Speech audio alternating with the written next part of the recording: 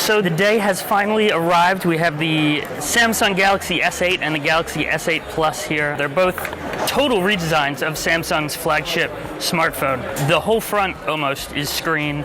They've had to move pretty much everything on the front to somewhere else in order to get these teeny tiny little bezels down here. So the buttons are software now. They live right on the screen, just like they do on most other Android phones, on Pixel phones, and the Fingerprint Reader got moved to the back.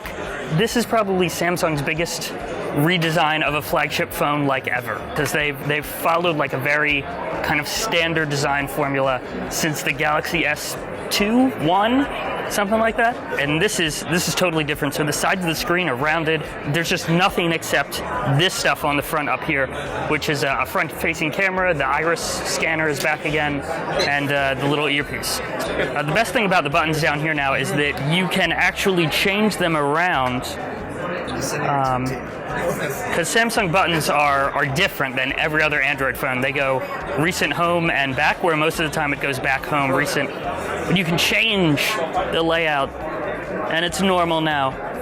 Hooray. That's going to be my favorite feature. The Fingerprint Reader is a little weird being on the back. Like, here's a normal grip, and I can't reach that. On most phones, this is a Google Pixel, so on the back the Fingerprint Reader is a lot lower, and you can actually reach it. They've just got this like super high and kind of out of the way. It's a little tough to reach. Even on the small one, you want to hold it like this, and your finger has to go over here. It would be nicer on this side. I guess if you hold it this way. It works for this finger. That's interesting. It works for your right hand, but not your left hand. Normally it's centered and it'll work anywhere. There's an extra button on the side. So you've got power here, and you have volume up and down here. But this is the new button for Bixby, which is Samsung's new voice assistant. So if you press that, Bixby will pop up, which this is kind of like Google Now style contextual cards. There's a bunch of voice stuff that doesn't work right now. If you hold this down, you're supposed to get a voice prompt, but it's not out yet. None of this is being released for like another month, so they've got plenty of time to kind of work through this. But you're supposed to be able to do reminders and take notes and do all the usual voice assistant stuff, but we'll have to wait to play with this. The front and back of the phone is rounded now, which is a lot like the Galaxy Note 7, but it makes it really nice to hold, because before Samsung would have like a flat side and then a curved side, and it would have like a sharp edge. But like this is nice and smooth, and it feels great.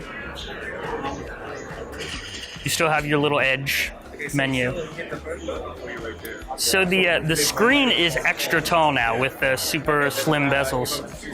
So instead of being 16:9, it's is it 18.5 to 9? Okay. Sweet. Okay, so this is a 16:9 video, and you can see the screen is much longer than it. So you're going to have some kind of super widescreen content. So if we tap, we can actually adjust that. Oh, you can crop, okay. So we crop to fit. Okay. So this is 16:9, and you're cutting off the top and bottom to fit the screen. 18.5 by 9. Okay. Speed through it. Okay, interesting. So we were in this is a limited screen resolution thing for battery.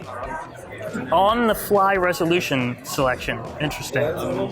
Content's going to have black bars on the side if you want everything. And the screen is curved still, so you can see down here there might be a teeny tiny little bit of distortion. But it doesn't seem like it's as curved as some of the other devices. The Google Assistant is still here, even though you have Bixby, which is good. Oh, so the back is glass again, which is kind of tough because glass is pretty fragile. For as much money as we're guessing that this is, you can get a metal phone from Apple. You can get a metal phone from OnePlus for way cheaper, which will be, more durable if you drop it, which is kind of a shame. It's a fingerprint magnet. There's still this is the heart rate sensor that's still here? Okay. USB Type-C on the bottom with a headphone jack, yeah, and a speaker. So it's Exynos. Internationally, the US, China, and Japan get a Snapdragon 835.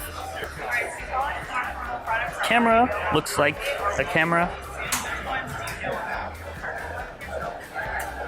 So yeah, this looks really nice. I love the new design. We don't really know what the price is yet. It's coming out April 21st, but it looks great. Like I said, it's the biggest redesign Samsung's pretty much ever done to its flagship line, and it looks really nice and modern, and blows away most of the phone design out there right now.